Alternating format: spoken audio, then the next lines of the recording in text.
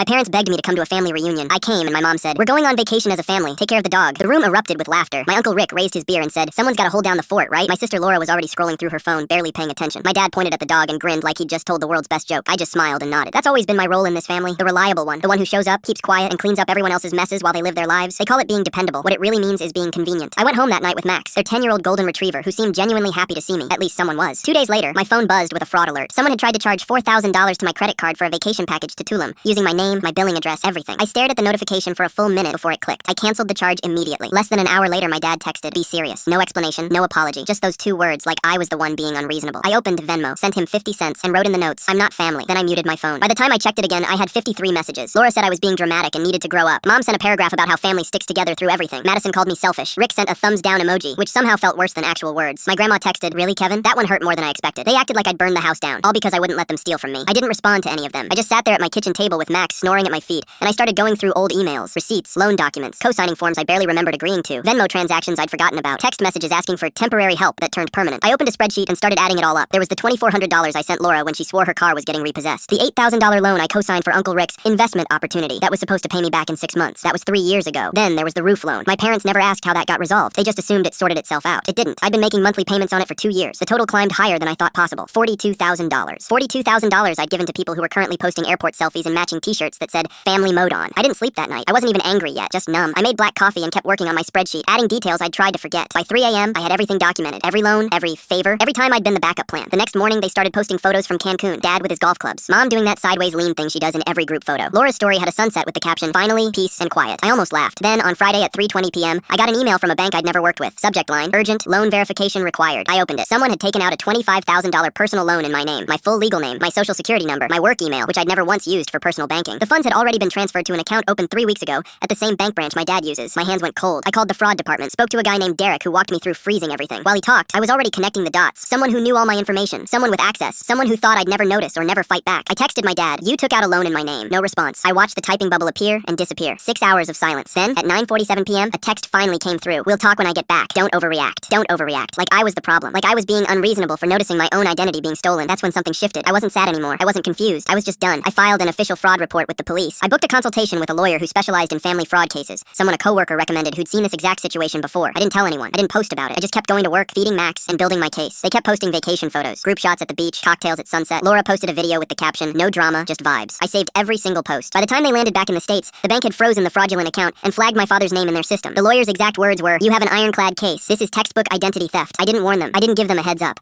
I just kept feeding Max and waited, because this time they were going to learn what family actually costs, and I wasn't going to be the one paying for it anymore.